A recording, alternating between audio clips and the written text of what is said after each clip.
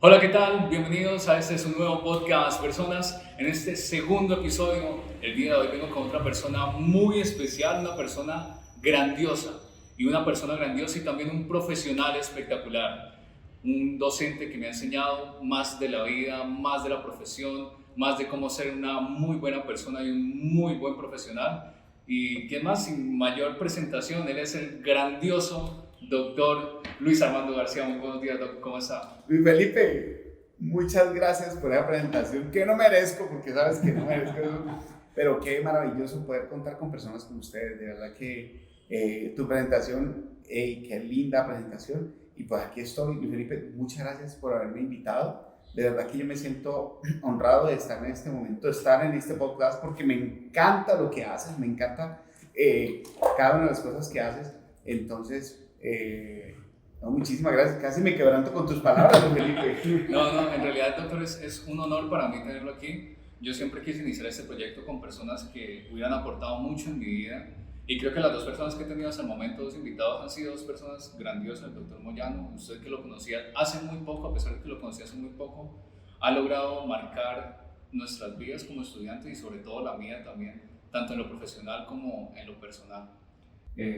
Muchas gracias, muchas gracias. De verdad que todos lo vemos al creador, pues los que creemos en el creador. Y de verdad que yo totalmente asombrado de lo que ha pasado y todo el transcurso de las cosas tan maravillosas que nos han pasado, cosas muy bonitas y sobre todo pues de crecimiento, tanto para ustedes, pero sobre todo para mí. Es muy interesante haber llegado a este lugar y muchas gracias nuevamente por la invitación. O sea, y claro, las palabras que yo digo ahora lo digo porque lo conozco y le he tratado de en los turnos, dentro de las clases, en todo nuestro ámbito laboral y estudiantil, de conocerlo un poco, pero Doc, para las personas que apenas están viendo este podcast, que no han tenido la oportunidad de conocerle a usted personalmente, hablemos un poco. Yo creo que esa va a ser una pregunta que la voy a mantener en todos los podcasts, porque ¿quién más que la misma persona saber quién es o cómo se describe esa persona personalmente? Doctor, quería transmitirle la pregunta de quién es Luis Armando García, el doctor Luis Armando García, para las personas que apenas están llegando a este podcast. Felipe, esa pregunta es extraordinariamente difícil de contestar. Sí. Es muy difícil. La gente llega y mira este podcast en otro momento y dice, no, pues cómo no es capaz de describir lo que es, de dónde viene, cómo hace, qué es lo que hace y toda la cosa. Pero la verdad que esa pregunta tiene una dificultad, sobre todo personal, ¿no? Bueno, Luis Armando García Trujillo es un palmirano que se crió aquí en la ciudad de Palmira y estudió medicina. Estudió aquí en un colegio que se llama Instituto Rafa Rivera. Luego se fue a Ecuador a estudiar medicina general. Luego trabajó aquí en Comeva como médico general en varias instituciones, pero sobre todo llegó a ser el líder de alto riesgo cardiovascular de una EPS que ya desapareció. Sí, pero bueno, mucho aprendizaje, demasiado aprendizaje, muy buenos espacios, pero en mi corazón había pues la necesidad de seguir adelante y gracias a Dios eran las cosas. Y bueno, me fui a estudiar cirugía general en Venezuela y luego me vine para acá y bueno, una de mis metas y que doy gracias a Dios también por ello es haberme convertido en docente. Eso era como una de mis metas favoritas, algo que lo haría por la camiseta y de hecho lo hice por la camiseta en algún tiempo. Claro. Y lo hacía y yo me divierto haciendo esto y me encanta hacer esto y pues si uno se divierte y está allí creciendo, haciendo crecer a otros y motivando a las otras personas, yo creo que fue genial. Armando García está casado con la doctora Caterina Troches y tiene una linda niña, y es pediatra, y tiene una linda niña que se llama Estefanía Ariana García, tiene 6 añitos, son el eje de mi núcleo familiar, pero pues agradecido con toda mi familia porque es una familia muy especial, es muy especial. Mi familia es un grupo de personas muy especiales, unos seres humanos de gran valor, de muchos valores éticos, valores muy bonitos. Es una familia que se quiere. Sí, y eso es lo más importante en el núcleo de la familia. Eso es la base algo básico, fundamental de la sociedad, ¿no? Y usted también fomentar ese amor, ¿cierto? Porque pues, mucha gente dice, no, pero vos, ¿por qué no ¿por qué no llamas a esta persona? Esa persona tampoco te llama y entonces eso se vuelve como un núcleo ahí como que no es bueno, pero nosotros siempre estamos en comunicación. Y eso usted lo transmite a las demás personas, no solamente en su núcleo familiar. Yo creo que usted trata muy bien de salirse del núcleo familiar, pero a las demás personas usted también lo trata con un cariño increíble. Muchas gracias, Felipe. Sí, sí. Bueno, entonces a partir de esta pequeña descripción que usted nos ha dado, ya podemos desarrollar. Me gusta mucho esta pregunta porque también de ahí se puede desarrollar toda la conversación. Entonces usted nos dice que es médico general, sí, que después se convirtió en cirujano. Sí. ¿En qué momento de su vida, doctor, llega la medicina? Usted dice, quiero estudiar medicina, quiero meterme en esta área.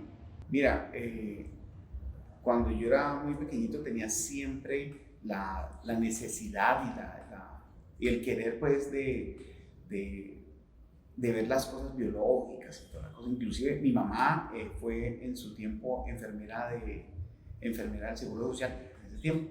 Y entonces ella aplicaba inyección y colocaba esto y hacía drenaje y bueno, todas las cositas. Entonces yo iba viendo eso y yo decía, oye, eso me gusta como el ser humano que ayuda a otro ser humano, eso me llama la atención. Entonces, inclusive pues cuando estaba muy chiquitico, pues, lamentablemente las lagartijitas sufrían conmigo porque yo le realizaba la parotomía y todas las cosas. Sí, eso fue algo fatal. Luego me comentaron y yo decía, ay Dios mío, ¿por qué me permitieron hacer eso? Pero pues eso era parte de ese estímulo y parte de ese crecimiento. Lamento un minuto de silencio por esas lagartijitas. Sí, pero no, mentiras. Eso fue importante. Y ya fui creciendo y toda la cosa cuando mi mamá sufría de una sinusitis por ahí y entonces pues hasta antes de que la operaran yo le decía muy chiquito, no, tranquila mamá que yo me voy a convertir en médico y te voy a sanar ese dolor de cabeza. Y ella siempre me decía eso y yo decía, pues sí, pues somos médicos hermanos, eso es una buena estructura para el tejido social y poder echar adelante toda esta cantidad de personas y a uno mismo y la familia y todo eso. Es una buena forma de bendecir a mucha gente. Sí. Esa fue una de las motivaciones importantes para decidir ser médico. Yeah. Doc, ¿y cómo llega usted a decidir no estudiar aquí en Colombia, salir de Palmira, que además es una ciudad muy chiquita donde todos se conocen y además es muy agradable y casi no se sale? O sea, la gente del Valle, a diferencia de donde yo vengo, que soy del Huila, uno crece en el Huila como diciendo, tengo que salir a tal parte a estudiar porque acá no tengo las oportunidades, no están las universidades suficientes. Pero como una persona de Palmira, del Valle del Cauca, uno de los departamentos más importantes de Colombia, decide irse para Ecuador, por ejemplo, a estudiar medicina, ¿cuál fue la razón que lo llevó a eso?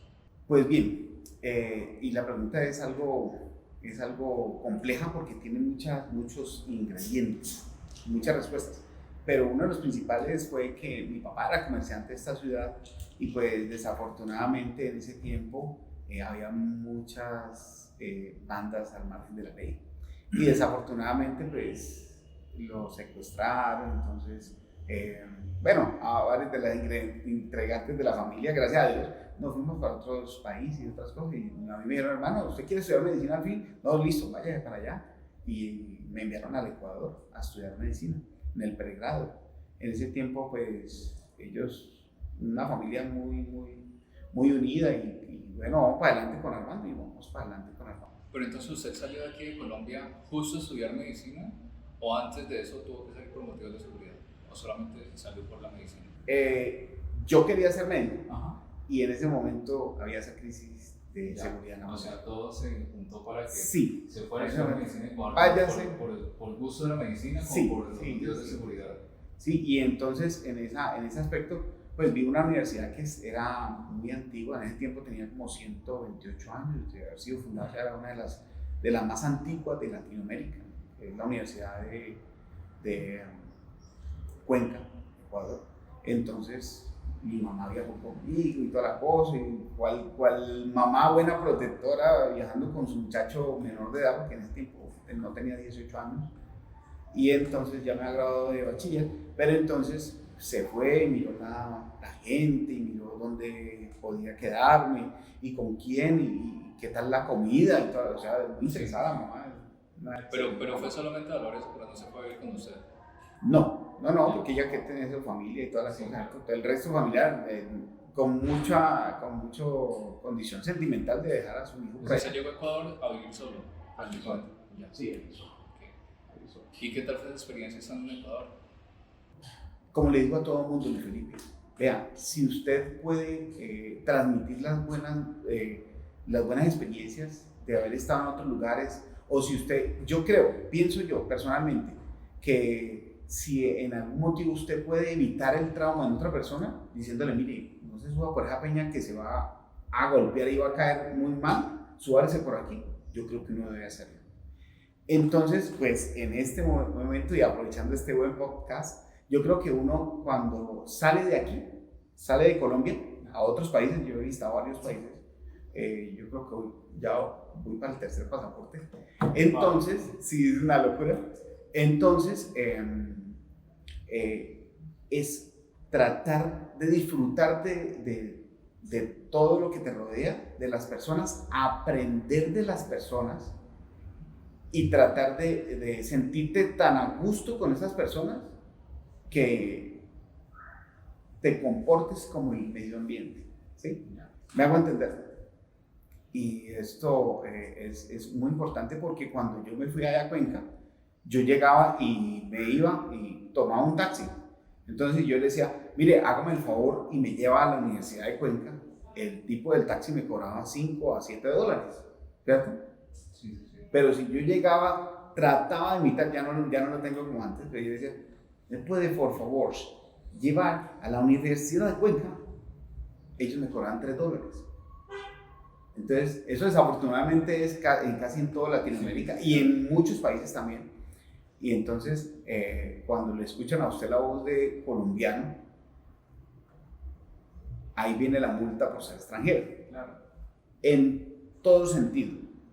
Usted llega a un restaurante y usted llega hablando así, mire, ¿qué tiene de almorzar? O ¿qué tiene de platos?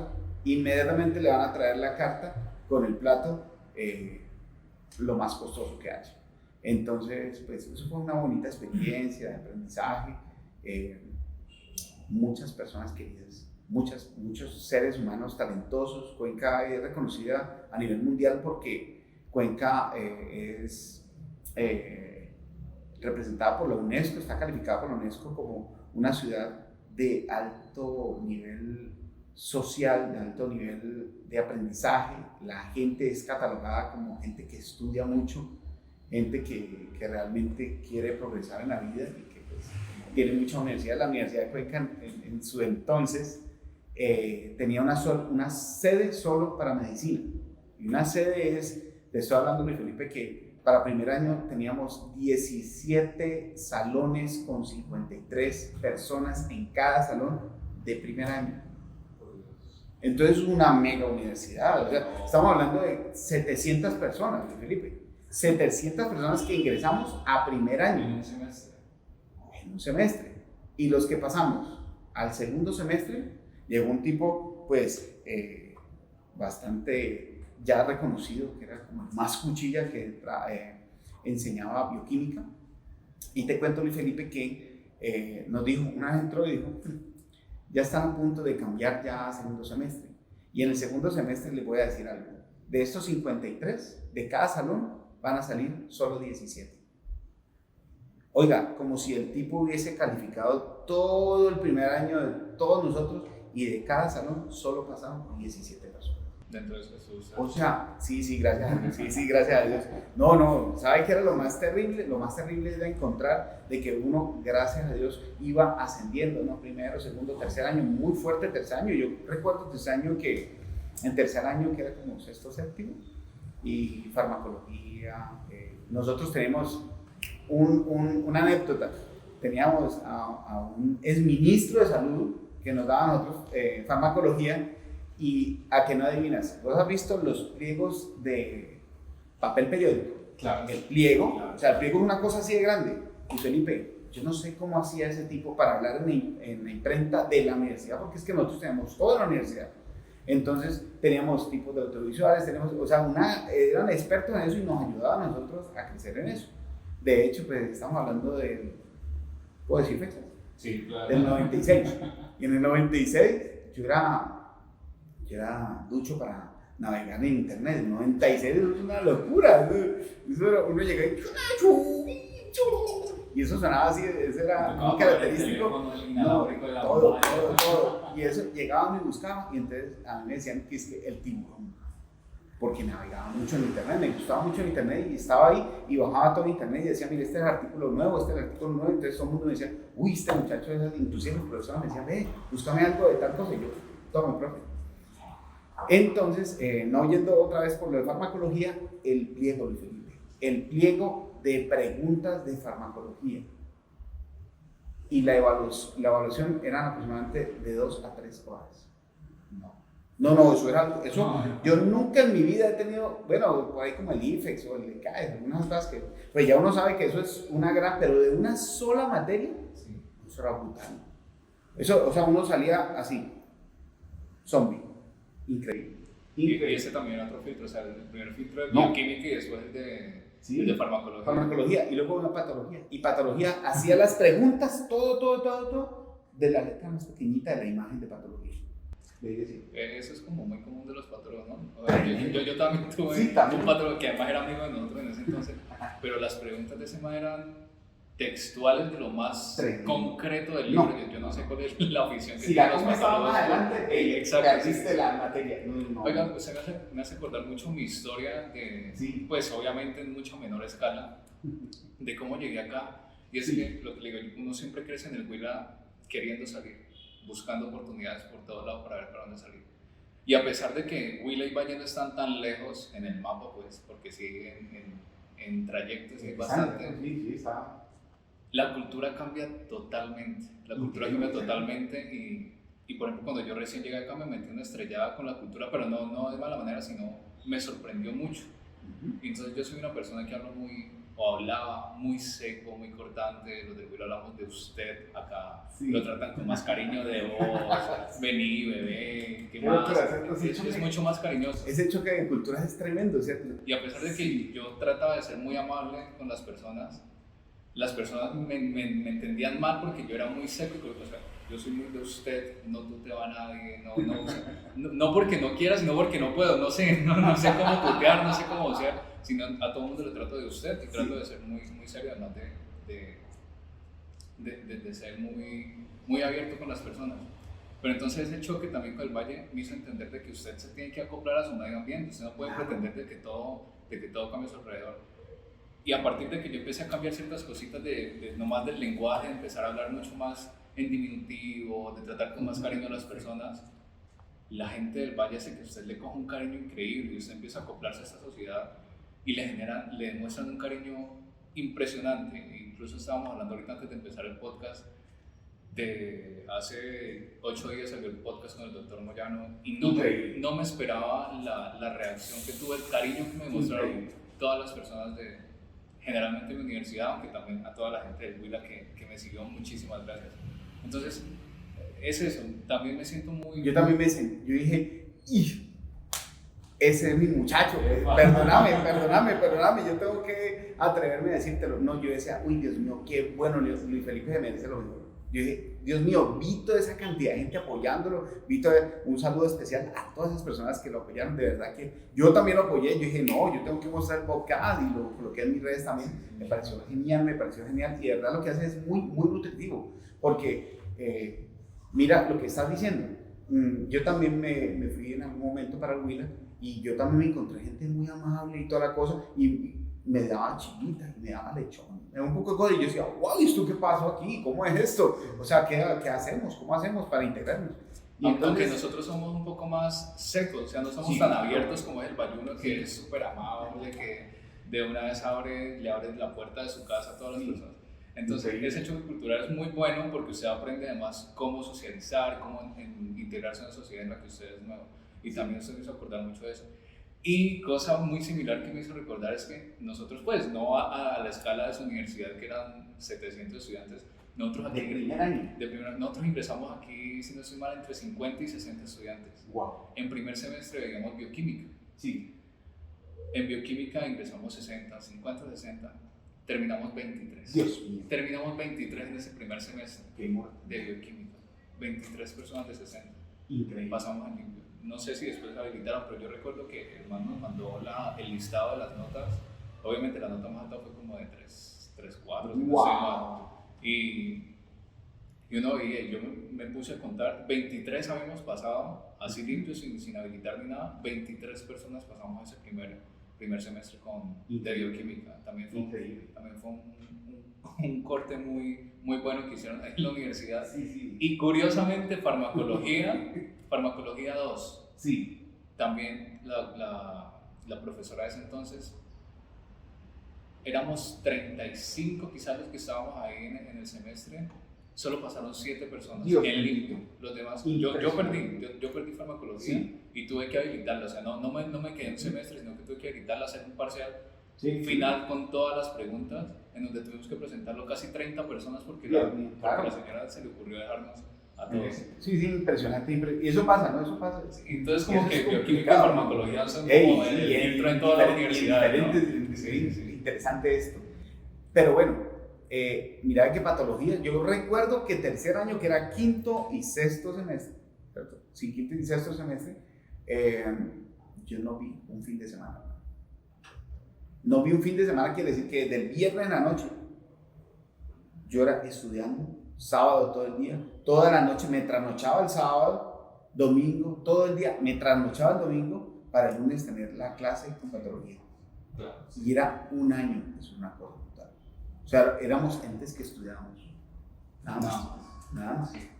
Impresionante, pero muy bonito. Y como vos decís, es compartir también a estas personas que están viendo este podcast que en diferentes situaciones uno tiene que asimilar las circunstancias, mirar cómo se comportan las personas y tratar de llegar a ese rumbo y toda la cosa. Nosotros terminamos, Luis Felipe, imagínate que nosotros de esos 700 y no sé cuánto, terminamos 80 graduados, pero ojo vivo, Luis Felipe, yo creo que éramos como 10 de esos 80 que pasamos en limpio. Yeah. O sea, que pasamos desde el primer semestre hasta tal vez 15 o algo así. No recuerdo muy bien. Los que terminaron. Sí, porque los otros 60, 70 eran de las personas que habían, no, nos quedamos en tercer año y subimos ya luego. Y entonces, ya uno se encontraba con gente como nueva, uno dice, uy, como más de la mitad del grupo, muchísimo más. Sí, claro. Eran como personas como nuevas que como que se iban acoplando y uno, uy. No, y también pasa en todos los grupos. Yo también ya estoy pues, a poco de graduarme, sí, y de los que iniciamos ya somos en realidad muy poco, quizá menos de la mitad de los que estamos realmente ya en 12 semestres que pasamos sin quedarnos un semestre. Como yo perdí farmacología, pero no me quedé de semestre, sino que la pude habilitar en un solo parcial. Doctor, ¿y usted se graduó entonces en Ecuador? Sí. Empieza a trabajar acá en una EPS que se llama Comega, que ya pues se llama ya desafortunadamente desapareció. Y se va a estudiar a Venezuela. Sí. ¿Cómo es esa decisión? Pero espérate un momento que yo, estando como en el 12º año, o sea, 12 años trabajé para Comeva y siendo líder del alto riesgo cardiovascular y ayudando a como 10 médicos a que cuadraran sus pacientes de crónicos y toda la cosa, porque eso era al teléfono, llame mientras yo hacía consultas. Una responsabilidad muy grande, Felipe. Entonces yo me paré y le dije a mi jefe, le dije, jefe, necesito que usted me haga un grande favor. Sí, dígame usted, doctor. Vea, me acaban de llamar que hay una convocatoria para presentar el examen y yo necesito pues, esa oportunidad. ¿Usted me puede dar un permiso o alguna cosa? Me dijo, déjeme que yo le aviso. Yo le dije eso motivadísimo, como a las 7, 8 de la mañana, y eran las 11 de la mañana y no me dieron el permiso. Para presentarlo en Venezuela. Yo le dije, mire, yo contrato. No, usted sabe que en esta empresa no permiten. Bueno, entonces, ¿qué hago? Pues yo no doy como para incapacitarme. No, pues yo verán, yo me incapacité, ellos verán que eso no está en mí. Y entonces yo le dije, mire, pues jefe, irresponsablemente y debido a las circunstancias que usted me está diciendo, si usted a las 3 de la tarde no me tiene ningún tipo de noticia, ojalá fuera afirmativa, pues yo paso mi casa de renuncia de Cristo. Y ella me miró así como, ¿en serio? No, pues usted va a votar todo y sin solamente para la... Y entonces yo le dije, sí, yo voy a votar todo. Y yo por dentro dije, sí, o sea, es una buena decisión. Y sí, no me dieron el permiso. No, y sí, el doctor García a las 3 de la tarde pasó su carta de renuncia. Vi a más de 10 personas llorar conmigo esa circunstancia y yo decía, Dios mío, yo era tan importante en esta empresa que no me dieron permiso. Después de 12 años. Qué lástima por ellos y por mí. Y entonces y había un doctor, Jaime Paredes, yo recuerdo, él era el médico centinela internista, y él llegaba y se iba a cada una de las ciudades de todo el Valle del Cauca a ver a los médicos de alto riesgo cardiovascular, y él los evaluaba, y a uno a mí, felicitaciones al doctor Jaime Paredes, porque ese señor era muy minucioso. Usted lo veía y ese señor caminaba por la calle y usted lo veía, no, ese señor no tiene cara de ser médico. Andaba con una mochilita, todo tranquilo, todo fresco, aireado, con un busito, un pantalón tranquilo, pero ese señor tenía muchos conocimientos que nos compartió todo, y eso cambió el escenario de cómo manejar las cosas en ese momento. Y ese señor llegó y fue a hablar con la gerente y como me dijo, ¿ustedes cómo permiten que el doctor García, que es el líder de todo esto aquí, que está evitando que esto pase, se vaya porque ustedes no le dan un permiso? Eso no es. Entonces mi jefe me dijo eso. Me dijo, ¿cómo era que hasta el doctor eso fue a hablar y todos fueron a hablar de eso? Y le dije, bueno, pues ya tomé la decisión. Pero igual así no le dieron el permiso. No me dieron ningún permiso. Y yo renuncié a la Sí. ¿Y cómo llegó esa decisión entonces de dejarlo todo? Y me fui. Sí, y irse. Y me fui, presenté mi examen y yo, ay Dios mío, ahora sí sin trabajo, ¿qué voy a hacer? 11 de noviembre. ¿Hace cuánto fue eso? ¿En qué año? 2014. 2014. Entonces, 11 de noviembre, recibo yo un mensaje como a las 10 de la noche a mi correo. Universidad del Zulia le extiende la invitación para que el día de mañana se presente para que haga formalmente el ingreso a la universidad y tal cosa. Entonces yo no entendía eso, ¿cómo me voy a presentar si aquí hay como 2 días de viaje y eso en avión y todo? O sea, 1 día y medio, pues espéreme, me teletransporto, no puedo. Usted estaba en Colombia, ¿no? Yo estaba aquí con mi esposa y yo le dije, vea, ¿cómo le parece, señora esposa? Dije, vea, amor, vea, mire cómo le parece esto y toda la cosa. Y yo tengo que presentarme a... ¿Cómo así? Entonces yo le escribí que mire que yo estoy como por acá, en el suroccidente colombiano, yo no estoy al ladito de la costa atlántica, como para viajar en 2-3 horas y llegar allá a Maracaibo. Entonces de una así me conseguí los vuelos rapidito, me fui. Al otro día siguiente, como a los 3 días después de darme pasar por, fui, filmé y toda la cosa, y yo decía, Dios mío, venía yo en el avión, pues gracias a Dios que esto sucedió y todo. Y me acuerdo que venía en Bogotá y estaba en El Dorado cuando mi esposa me llama por videollamada, me dijo, ¿cómo te sientes? Yo, no, pues me siento maravilloso, me siento bien. Esto es una experiencia que yo necesitaba vivir y toda la cosa. Y me dijo, no, pues yo te tengo otra sorpresa. Y entonces yo, ¿otra sorpresa? ¿Otra sorpresa? Cuando me va mostrando una prueba de embarazo positiva, yo, ahora sí, Dios mío, este hombre no tiene trabajo, va a estudiar y viene un muchacho encima, una muchacha encima, Dios mío, ¿ahora qué va a hacer de mi vida? Un frenesí de buenas noticias y pues todo se lo doy a Dios. Y yo lloré ahí en ese bus que lo transporta uno dentro, estaba llorando así, como la gente me miraba. Y yo me sequé la lágrima y no, es de felicidad, nada de increíble. Cosas muy bonitas me han pasado en la vida. Y bueno, ahí comenzamos y toda la cosa, ya mi esposa me acompañó, ya se fue conmigo. Y a los 6 meses, ya cuando la barriga estaba así grandote y había hecho algunos controles acá porque ella viajaba, entonces yo le dije, no, váyanse ya, porque acá el bebé no hay posibilidades de tener un bebé en óptimas condiciones. Yo sé que hay gente valiente, hay gente que se acopla a muchas circunstancias y admiro en ese aspecto a los venezolanos porque, wow, hay muchas cosas bonitas que yo aprendí de allá.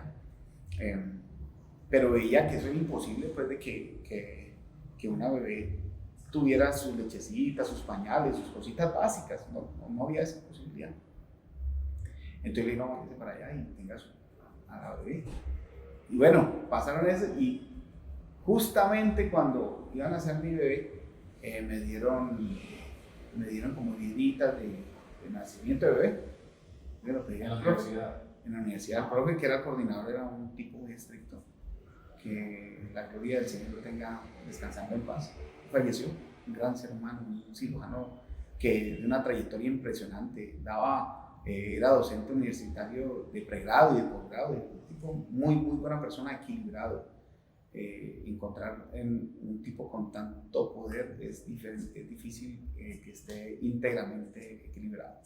Bueno, entonces nos fuimos, vine acá, tuvimos a la chinita, me devolvió otra vez la dura realidad de ser R1, pero pues en el transcurso de este tiempo fui conociendo personas importantes. Entonces yo creo que Dios lo va colocando a uno con personas que lo van rodeando y le van diciendo, no, hey, venga, yo vengo de parte de Dios, vamos para adelante. Entonces, ahí me encontré con personas muy importantes, llegué a conocer generales, coroneles, y pues yo tratando de invertir mi tiempo, invertir esa energía de médico para hacer bien a muchas personas que yo podía, me encontré una persona que era de migración allá. Y entonces me dijo, vea, lo que pasa es que yo tengo a mi hijo tiradito por acá, y él está con un fuerte dolor de esto y lo otro, era un poco operatorio, lo van a operar una hernia, pero tenía pues una cefalea una cefalea postfuncional. Sí. Entonces yo le dije, ¿cómo así? Y sin yo saber que el tipo era un duro de migración, le dije, no, espera, yo le ayudo, yo era de R1, pero tenía muy buenas conexiones con todo el mundo. Y entonces me fui a hablar con el anestesiólogo, y dije, ay, mire doctora, le traigo un ponquecito. Discúlpeme, yo soy R1, ¿no? Ah, ¿qué quiere? No, usted me puede ver a un muchacho que allá en la emergencia, tráigalo. Y no, yo llegué y la trae el muchacho, mira, ahí está muchacho. Y llegó y le hizo un taponcito, yo le coloqué buenos analgésicos en emergencia y toda la cosa. El muchacho quedó perfecto, gracias a Dios. Cuando él llegó y me dijo, mire, yo sé que usted es colombiano, pero yo necesito que usted vaya a mi oficina. Yo, ¿cómo así? Que yo de inmigración, yo dije, no, pero yo tengo todos los documentos al día, yo pedí mi visa, mire, no, yo estoy legal, mira, aquí está mi hijo. No, señor, yo quisiera ayudarlo en lo que usted necesita. Y Dios mío. Yo también tengo una esposa que está por acá, entonces, no, claro, venga. Y él me ayudó a hacer todos los papeles legales y toda la cosa, me dijo, mire, esto es lo que tiene que presentar, esto con mucho gusto.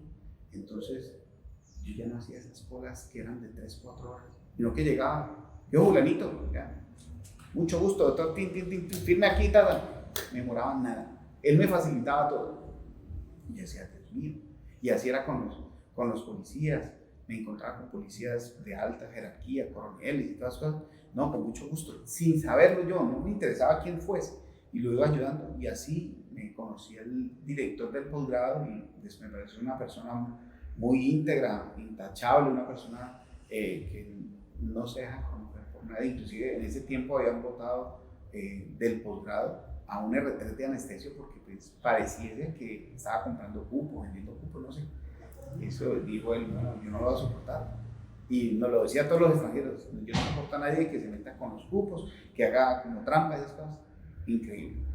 Y llegué a ser pues muy conocido de él y bueno, así muchas personas me fui encontrando en el camino maravillosas, geniales, los jefes del servicio, yo quería a los jefes del servicio me querían porque había neurocirugía, ortopedia, pediatría, había, o sea, infinidad, era un hospital como de 10 pisos, los cuales cada piso era de cirugía, toda la cirugía, no es neumonología, o sea, había muchísimas especialidades. Pero ¿cómo era la experiencia de estudiar en Venezuela? Sí. Usted llegó a una época donde Venezuela ya pues todos conocemos la situación que vive Venezuela, tanto económica como civil, como todo. Muy duro. ¿Cómo, o sea, usted está contando de las personas que obviamente las personas venezolanas son muy cordiales y muy amables. Muy bien, sí. Pero ¿cómo era esa situación de estudiar en Venezuela? ¿Con qué recursos estudiaban? ¿Con qué recursos trabajaban incluso en el hospital y todo eso? No, eso es algo, yo no sé cómo, no, en ese momento yo no entiendo cómo hacen las personas. Si el sueldo hasta hace como 5 años era $2 por mes, ¿usted qué compra con $2? No. Con 6,000 pesos, ¿qué compra aquí en Colombia? Ni un almuerzo, no sé, una bandeja que le llaman, ¿cierto? Entonces es muy complicado. Y entonces decían que es que un panal de huevos, ya le dicen, un panal de huevos costaba $1. Él dice, entonces el otro $1, ¿qué hace con él? Eso fue la mitad del sueldo. El agua gratis, pero si duramos 3, 4 días sin agua, todavía tienen que almacenar. Y yo tenía un poco de almacenamiento de agua, por si se me acababa el agua. Y bueno, y así fue viendo que era lo que, no, necesito agua, listo, agua, entonces cómprese muchos porrones de agua para poder, agua mineralizada, porque uno no puede, no tiene agua potable, es agua solamente para bañarse, y, pues yo no sé si hay muchas personas que lo hacen la comida ahí, pero creo que eso no es potable. Y muy dura. Mire, no hay papel higiénico en ningún lado. Entonces le mandaban a uno un mensajito, pilas que va a haber papel higiénico tal día o mañana a tales horas. Le tocaba madrugar y hacerse loco para ver cómo hacían en el hospital para ir a comprar el papel. ¿Y en el ejercicio médico cómo hacían? ¿Para estudiar cómo hacían? Yo llegué de residente primer año, nosotros hacíamos 12 colecistectomías laparoscópicas en el día. Eso es una brutalidad. No, yo conozco muy pocos centros aquí cerca, en el Valle del Cauca, que puedan tener ese volumen pues, diarios. No, es muy difícil. En un centro, en un solo centro, es muy difícil. Pero de todas maneras, era un buen nivel y todo el gobierno lo daba. No, que tuvo rotraqueales, que fue eso escaseando, hasta luego, vean, señora, ¿quiere que lo atendamos? Un herido por el mal fuego. Cómprele la pantorrilla, venoclisis, O sea, ni siquiera los Venoca, nada es nada, absolutamente nada, una crisis terrible que nosotros los estudiantes residentes teníamos nuestra caletica. Sí, yo me acuerdo que hasta aquí alguna vez suturas. No, yo tengo mallas. Compraron una malla para muchos pacientes. Incluso aquí se coge una malla estéril para cada paciente y ustedes la hacen ahorrar para varios. Claro, y nosotros, ¿sabes qué hacíamos? Compramos una malla grandísima y la picábamos por toda picada, la cortábamos por todo lado y luego la mandamos a esterilizar esos trocitos. Y con eso, venga, ¿usted tiene una mallita ahí? Sí, pero es una hernia grande. Listo, no importa, aquí tengo uno. Entonces, una cosa tenaz. Pero entonces, o nos decían el jefe de servicio, recuerdo, nos decía, mire, las suturas están baratas en tal parte. Y nosotros volábamos a comprar suturas para tener ahí yo terminé con una canasta así, grande de suministros, y eso era ilegal. Entonces me dice, ¿cómo es ilegal? Sí, ¿usted los compró? Sí, pero si usted lo encontraban con eso en el carro, decían, usted lo robó en tal parte, y lo ponían a meter a unos problemas legales. Entonces yo tenía mi traqueostomo, yo tenía mi tubo de tórax, tenía todo ahí lo tenía almacenadito, suturas, gasas, estéreis, guantes, estéreis, absolutamente todos los insumos para operar a una persona.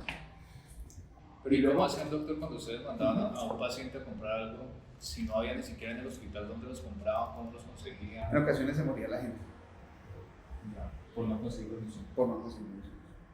Y eso era muy triste para nosotros. Como seres humanos, usted sabe que y uno como médico, pues uno quisiera pues de que poder ayudar a esa persona. Yo encuentro todavía en el sitio donde trabajamos y toda la cosa, encuentro personas que no tienen recursos, no tienen la posibilidad económica y me toca decirle, mira, tranquila, nosotros lo asumimos, te lo regalamos, con mucho gusto. Y la gente no mira como pero eso yo creo que pues quisiera hablar por todos y creo que ese es el sentir de todos los médicos que nos formamos pues como médicos de poder ayudar a una persona. Genial, yo me siento fabuloso y una oportunidad más de poder ayudarle a esta persona, genial. Entonces y estamos en Colombia, que es donde usted saca un billete y llega y dice, llevó el vaso de champús, entonces usted llega y lo puede. Allá no, allá he tenido que atravesar toda la ciudad para poder comprar un suministro o un medicamento, no sé, porque pues somos seres humanos y también nos enfermamos, algunas cosas. Terrible, es una experiencia muy bonita. Pues obviamente triste, ¿no? Pero supongo que eso ayuda mucho a formar nuevas técnicas, por ejemplo, ayuda a fortalecer muchas más cosas. Sí, claro. Cómo actuar en tal o cual condición. De hecho, una de mis anécdotas más complejas allá en Venezuela, estaba yo cansado porque habíamos hecho un día quirúrgico, estábamos de turno, y entonces estábamos allí, y yo le dije, no, pues muchachos, yo me voy a retirar. Yo siempre me retiraba como a las 2:30, 1, porque no me gustaba, a pesar de que ya era el residente de mayor, R4, gracias a Dios fui jefe de residentes. Obtuvimos pues, unos premios que se los dedicamos a Dios completamente. Nos ganamos el premio de excelencia académica en el primer año, en el segundo año, en el tercer año, en el cuarto año, y luego un premio especial, un botón emblemático de la edición de estudios para graduados que se lo daban solo a los profes. Y yo digo, uy, yo estoy, ¿cómo es esto? ¿Qué pasó? Genial. Pero entonces, resulta de que yo estaba ahí, entonces ya le dije a los muchachos, mire, el turno me voy a descansar. Listo. Entonces me fui a descansar como a la hora. Llegué y iba entrando el residente de primer año. Doctor, allá hay un señor que tiene arma y nos intimidó con esa arma, una 9 milímetros, que si no atendíamos a su paciente que llegó herido por arma de fuego, que nos va a matar. Entonces yo, Dios mío, ¿cómo así? Yo soy el jefe, yo tengo que tener algún tipo de argumento. Y yo decía, Dios mío, ¿ahora qué hago? Y me fui responsablemente, pero me fui para emergencias cuando las enfermeras se quitaban los zapatos y comenzaban a correr, o sea, alejándose del sitio de peligro.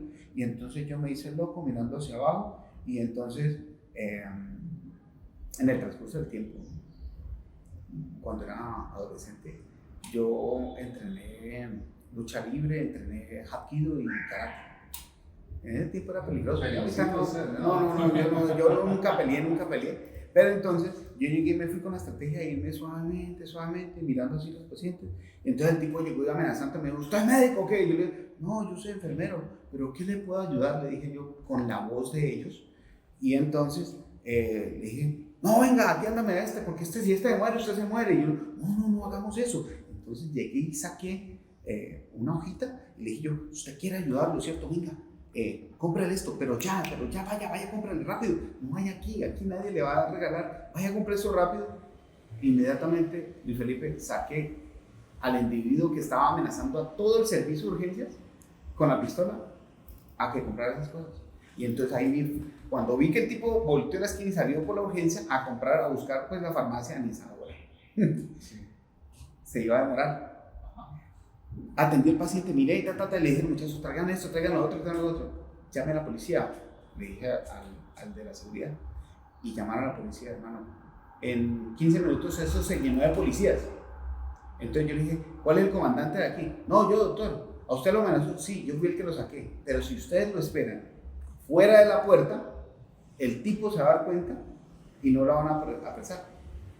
Afortunadamente los vidrios del hospital estaban como con un polarizado, entonces por dentro, de afuera hacia adentro no se veía nada. Entonces les dije yo, vengan, dejen las patrullas allá afuera, allá bien a lejos, y ustedes ingresen acá, que cuando él llegue, que no demoren en llegar con las cosas, yo le digo quién es y usted va a ir lo presa. Y Felipe, eso fue como una película. Llegó el tipo borracho y tal cosa, y se estacionó una camioneta grandota, y los tipos se fueron como a cazar la presa, los policías. Y el tipo sacó la arma también. Entonces la señora que estaba acompañando, no, como que le agarró la arma, y el tipo finalmente lo llevaron preso. La señora vino, trajo los insumos que habían pedido, nosotros le ayudamos con muchos insumos, la persona esa se salvó, y así fue que, colorín colorado, ese cuento acabó muy bien. Pero es una experiencia muy dura, demasiado dura. Y que pudo terminar muy mal. Claro, en cualquier momento el tipo, nobilado por las sustancias psicoactivas o por el consumo de alcohol, que estaba en estado de embriaguez, obviamente pudo haber terminado con la vida de cualquiera persona, incluyéndome. Pero gracias a Dios estábamos ahí y salió bien. Entonces uno dice, uy, Señor bendito, ¿cómo pasa esto? Entonces, doctor, usted desarrolló unas muy buenas destrezas en toda la técnica quirúrgica. Incluso recuerdo hace muy poco, yo no estaba rotando por cirugía, sino que estaba en anestesiología. No sé si usted recuerda ese paciente, doctor. Sí. Y era un paciente que tenía el abdomen abierto, y generalmente esos pacientes, a esos pacientes generalmente se les coloca un back. Sí. Pero en el hospital en que nosotros estábamos, pues desafortunadamente no está el back. Sí. Y ya se había iniciado el trámite de revisión por el paciente, sí, con un problema administrativo. era complejo el caso del Una paciente. artera, sí, Y yo recuerdo que nosotros estábamos en anestesiología y nuestro docente de anestesiología, él es como muy intenso en su especialidad, Sí, sí. y no le gusta que uno esté pendiente como de la cirugía, sino allá pendiente de anestesiología, del paciente, de todo esto. Sí. Y en toda mi rotación de anestesiología, mi docente no me dejaba ver las cirugías, sino estar pendiente de anestesia y llenar la hoja. Pero recuerdo que con ese paciente, hasta el anestesiólogo dijo, espere, paremos un momentico y veamos qué está haciendo el cirujano, porque un momento el doctor García paró y dijo como que no me va a alcanzar toda la piel que tiene ese paciente para alcanzar a suturar. Sí. Alguien que tenga un preservativo. Yo jamás había visto Sí. que usaran una técnica similar, Sí. y usted pide un preservativo. Sí. Y yo, como que, ¿quién lo tiene? Bueno, pues yo tenía un preservativo. Gracias, mi vida, por haber salvado la vida del Y, muchacho. y, Sí.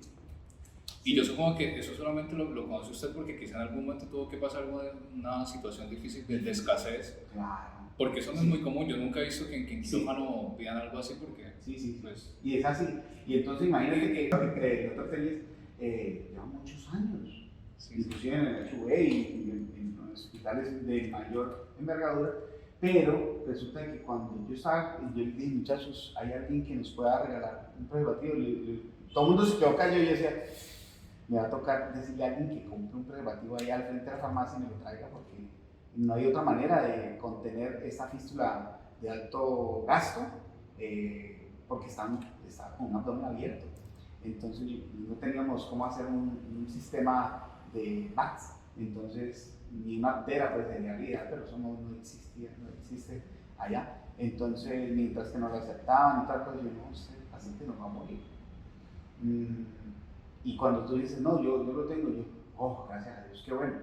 Y cuando lo estábamos colocando, el doctor paró y llegó, vamos a ver qué es lo que está haciendo el doctor García en esto, y me dijo, primera vez que yo veo el condón de Jiménez. sí.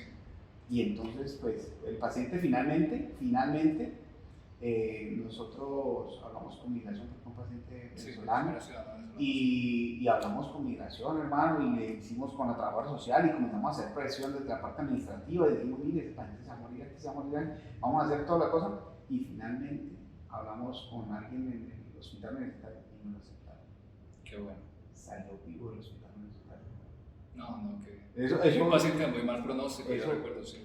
Gravísimo, muy grave, muy depletado, muy grave. Sí, entonces pasamos a esa fase universitaria de cirugía. Sí. Y recuerdo que usted empezó a trabajar acá en Colombia, pero no como cirujano, sino como médico general. Claro, sí, como médico general mientras hacía todos los trámites de que le validaran el título. Sí. Pero en algún momento usted ya dejó de ser médico general ahí en el mismo hospital donde empezó a ser cirujano. Sí, claro. Pero nadie sabía como que usted era el cirujano. Yo recuerdo que eso fue... Todo el mundo pensaba que yo seguía sí. Y yo me callaba y decía, no. Entonces, yo recuerdo que fue en ese periodo donde por pandemia todos los estudiantes tuvimos que irnos, y usted creo que en ese tiempo ingresó a ser cirujano. Sí. Cuando regresamos vimos que ya no había uno de nuestros docentes, sino que ya no aparecía en el cronograma, y nosotros, bueno, pues ya haber otro cirujano, no sé qué.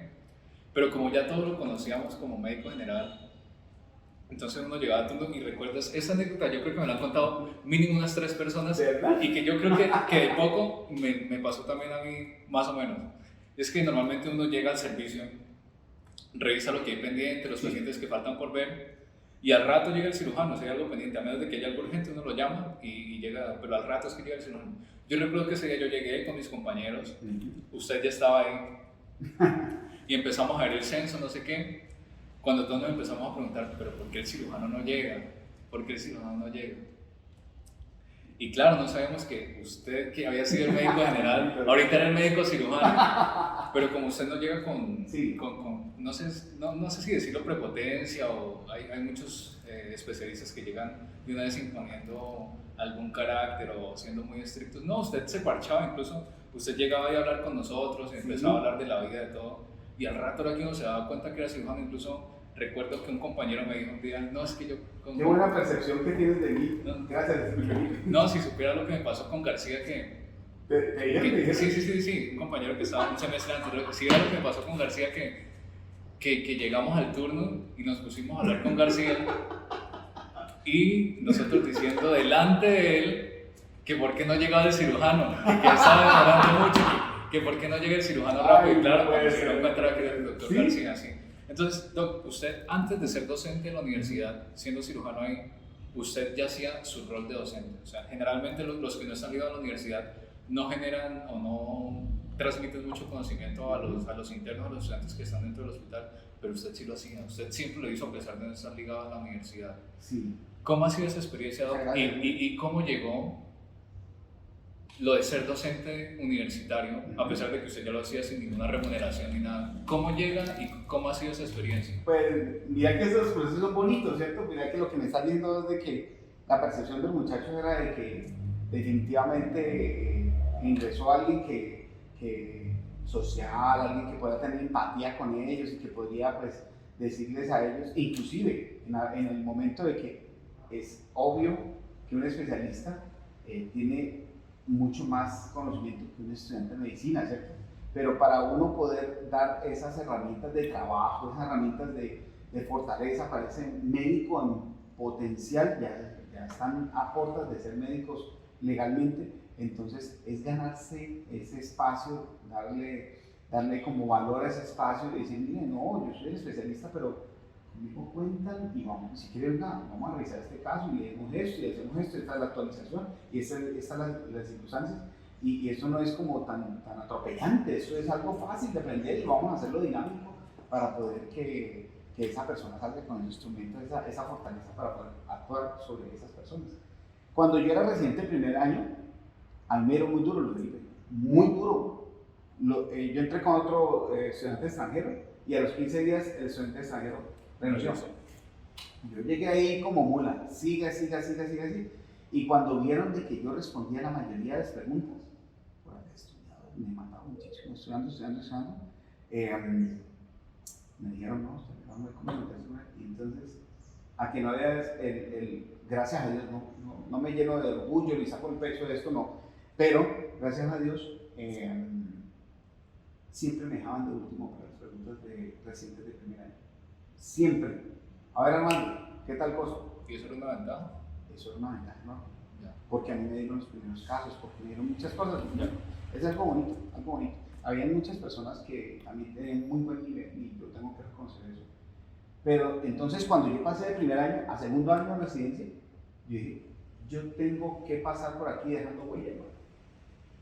Entonces cogía los R1 y los reunía. Cuando pasábamos todo eso a las 3 de la tarde, decía, a ver, ¿quién quiere aprender cosas que le pasen para el día de mañana?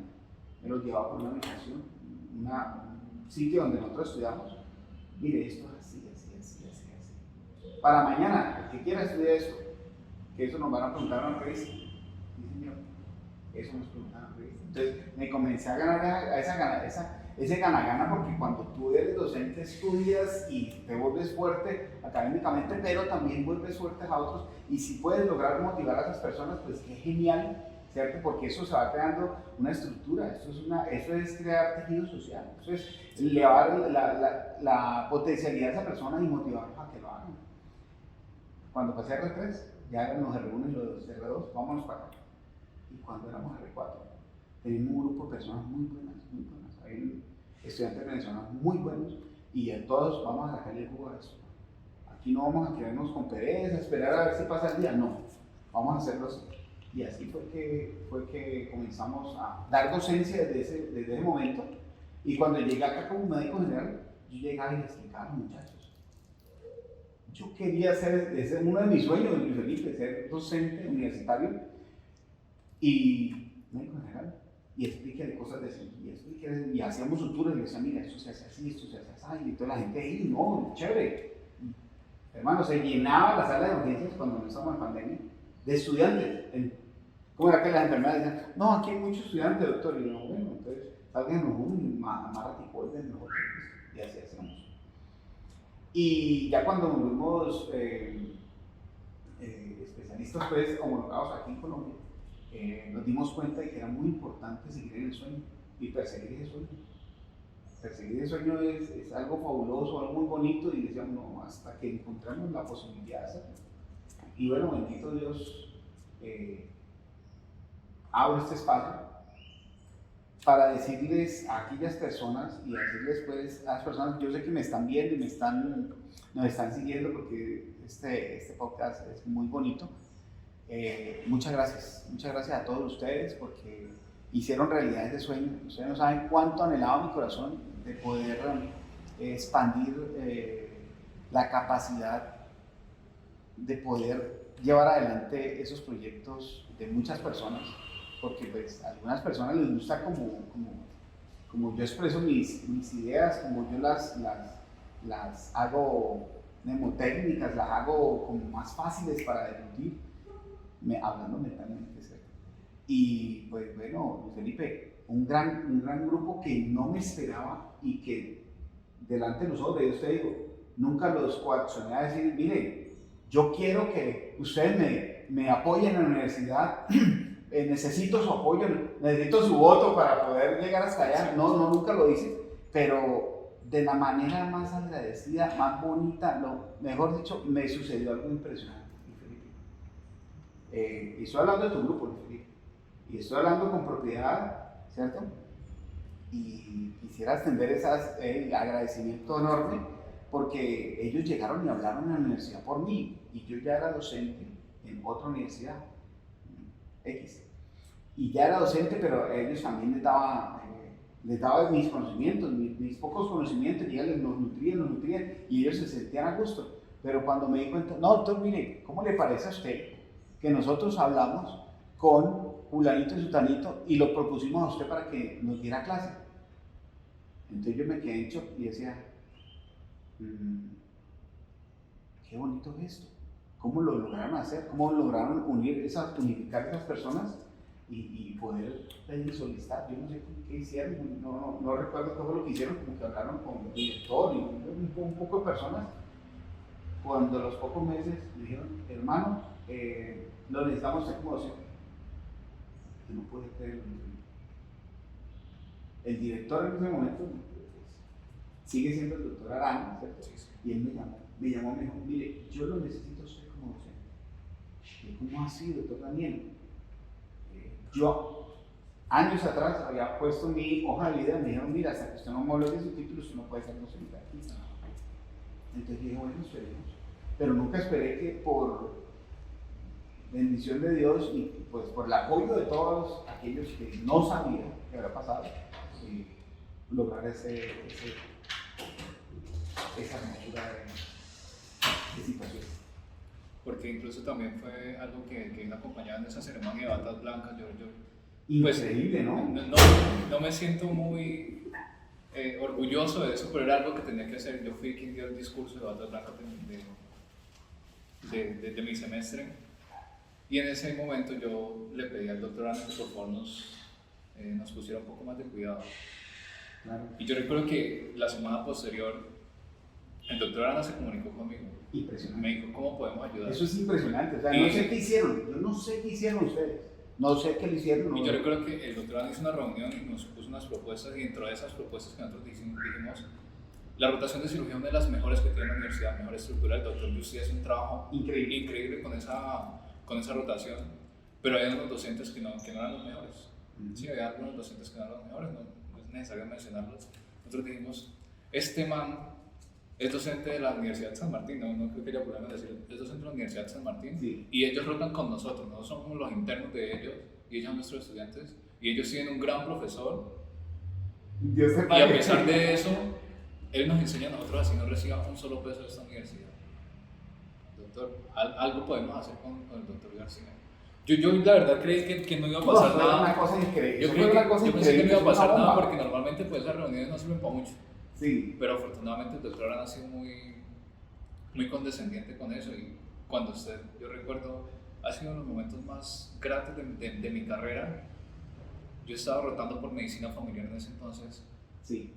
Y me escribe el doctor García, Felipe, ¿dónde estás? Claro, yo no podía contenerme, Felipe. Y yo como que ya en qué la cagué, yo no estoy en cirugía, no, doctor, yo no fui. Es que estoy en revista. En revista. ¿En urgencia? No, fue en tercer piso. Estaba en tercer piso. Okay. Los pacientes estaban bien mal. Y cuando llega el doctor García a darme las leyes, yo, pero ¿Qué pasó? Te saqué la revista. Sí, sí, sí. ¿Con quién eras? Con la doctora Angélica. Yo le dije, doctora Angélica, ¿será que usted me puede regalar un momentico a este estudiante? No, sí, dale, Armando. Me fui. Sí. Y yo creo que hasta te abracé, te dije, Felipe, sí. Mira, no sé qué hicieron ustedes, pero yo vengo a agradecerte, claro, porque era un sueño, es un sueño, Felipe. Usted sabe que los sueños cuando se cumplen uno le da mucha emoción. Y aún sigo emocionado de ser docente de las dos universidades, porque las dos universidades me han dado muchísimo, muchas experiencias, muchas cosas bonitas. Eso es un gana-gana, no es solamente el sueldo que, pues, desafortunadamente aquí en Colombia los sueldos de los docentes son bajitos, desprestigiosamente malos. Pero es que usted ya lo decía sin remuneración, doctor. Pero le cuento que eso para mí fue genial. Eso fue ese día yo le dije, mira, me acaban de llamar el doctor Daniel Arana y me dice que me quieran a mí como yo creo que cuando usted me dijo eso, doctor, yo soy una persona muy fría, poco sentimental, yo tengo que aceptarlo, son cosas que tengo que mejorar, pero yo recuerdo que ese día usted logró partirme y yo sentí como que, bueno, pues sí, y nosotros hicimos lo que queríamos mejor para nosotros, no tanto para él, sino porque para nosotros, para nuestra formación. Y viene hasta acá a darnos las gracias, a decirme en nombre suyo, en nombre de esta y esta persona, muchísimas gracias. Sí, muchas personas. Yo recuerdo que yo regresé a la revista y regresé muy conmovido, incluso con los ojos abajo, y la doctora me dijo, ¿qué pasó? ¿Se murió alguien? Ay, Dios mío. No, doctora, es por felicidad, tranquila, así como no, en realidad es por felicidad y por la gratitud que acaba de mostrarme el doctor García. Muchas gracias. ¿Vos no te acordás que una vez estábamos de post-turno y un turno terrible? Porque ya, ¿será que digo no? María Camila. Dios mío, María Camila. Dios mío, por Dios. Sí. Qué espalda que tiene esa niña. O sea, era una cosa brutal. El turno estaba tranquilo, llegaba María Camila y decíamos, ay no. ¿Usted ha escuchado el, oh no? Claro. Uy, lo decía, oh no. Pero Camila es un gran ser humano, la quiero mucho. Sí. Y Camila decía, no, pero mejor, doctora, si aprendemos más, era que eran las 6:30 de la mañana y seguíamos. Y una vez estábamos repartidos. Y entonces yo les dije a los muchachos, era como un viernes, un sábado, así. Y entonces yo les dije, muchachos, yo necesito un café. ¿Me acompañan un café? Y nos fuimos a la universidad de ustedes. Sí, claro, sí, me acuerdo. Y entonces, fuimos a como meter a una máquina y yo no sé cómo lo logramos en una máquina porque estaban como revés de las máquinas, yo no sé. Y éramos como 4 o 6 personas, no recuerdo cuántas eran, personas muy queridas. Y entonces yo decía, yo me senté en la universidad, como en la parte de cabeza, y decía, ay, Dios mío, algún día yo voy a ser un profesor universitario. Y luego ver esa noticia, eso fue algo, marcó mucho mi vida. Y le doy gracias a Dios por eso. A usted muchas gracias por todo el conocimiento que nos ha transmitido. Muchas gracias. Pasemos un poquito a abordar un poco más su vida personal, Doc. Ya algo profesional, abordemos un poquito su vida profesional. Usted nos cuenta que casado con una pediatra, la doctora Troche, usted tiene la oportunidad también de hacer un turno con ella. Sí, qué bueno. ¿Sus pilares fundamentales es esa familia? ¿Quiénes son sus pilares fundamentales? Pues, Felipe, mi familia primaria, pues, mi esposa, mi hija, me da mucho aliento para salir adelante y hacer bien las cosas. Mi hija me dice, ¿verdad, papá, que tú eres profesor? Y yo, sí, yo soy profesor. ¡Qué bueno! Yo quisiera ser profesor. Y yo decía, tiene 6 años. Dios mío, esta niña tiene que salir profesora. Mi esposa también es profesora de pediatría en San Martín. Entonces, mi familia, mi papá, mi mamá, le echan muchas ganas a la vida, mis hermanos. Yo cojo el teléfono y digo, mira, tengo esta situación, y me dicen, ya, llego. Igual es, ellos saben que conmigo cuentan totalmente. Mi tía, una tía hermosa, mi tía Doris, la amo. Mi suegra, mis cuñadas, muchos amigos que son amables, grandes amigos, Cabeto, personas que de verdad sirven a la comunidad y que son personas escasas de conocer, escasas de poder encontrar. Amo a mis estudiantes, los respeto. Dejo en claro desde un principio muchas cosas para que podamos llevar este camino, este bonito camino, de la mejor manera. somos seres humanos, nos equivocamos y tenemos complicaciones. Pero aún así, yo les hago sentir que si ellos se equivocan o que si yo me equivoco, no importa. Podemos borrar esa parte y seguir adelante con un buen camino y buena letra. Entonces, pues pilares fundamentales. Y pues obviamente, con mi creencia personal, en primer lugar lo lleva a Dios. O sea, en primer lugar en mi corazón lo lleva a Dios, el que me guía, el que me muestra. Inclusive yo cada vez que pueda sentir siempre digo, en el nombre de Dios, vamos a hacer. Y todo el mundo me dice, eso es como un ritual, pero es algo bonito. Sí, algo personal. Sí, algo personal y bonito. Y respeto pues las opiniones de las personas. Y también, si usted diverge de las condiciones personales de otra persona, pues respete. Es mi opinión personal. Y doctor, usted menciona a su hija. Sí. Y nos mencionaba ahorita la anécdota de cómo recibió las noticias estando viajando para su especialidad, apenas iniciando. Apenas iniciando. ¿Cómo ha sido este proceso con su hija? ¿Cómo ha sido esta nueva experiencia? Pues que ya lleva 6 años, pero ¿cómo ha sido desde ese momento que recibió la noticia y todo el tiempo el embarazo, que usted además hizo toda su especialidad mientras iba creciendo su hija? Es muy buen ser humano. Inclusive, pues yo pregunto en el colegio donde está, mire, ¿cómo va ella? ¿Cómo se siente ella? ¿Ustedes qué opinan de ella? A las profesoras y a los directores les digo, mire, ustedes, independientemente que yo sea su padre, yo quisiera formar un buen ser humano. Yo estoy lejos de serlo, pero estoy en el trayecto, estoy en el camino y quisiera ser un buen ser humano. Así de que yo quisiera saber cómo se comporta ella, cómo se comporta con los compañeros, qué dice ella, si hay alguien que la estresa, si hay alguien que le moleste, cómo ella reacciona frente a esas situaciones. Y una vez me dijo, el director me dijo, no, esa niña es un muy buen ser humano.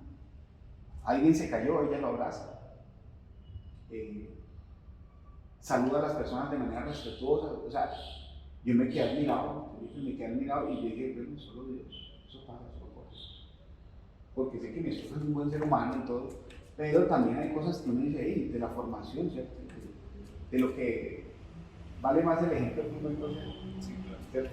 Se puede enterar a la familia, que es buen ejemplo en la familia, ¿cierto? Hay personas muy bonitas y que hicieron también en el crecimiento de ella, porque pues tú puedes recordarte que como yo no podía tener a mi hija ya, mi suegra, mis cuñadas estuvieron ahí en la formación de ella, también en los primeros años.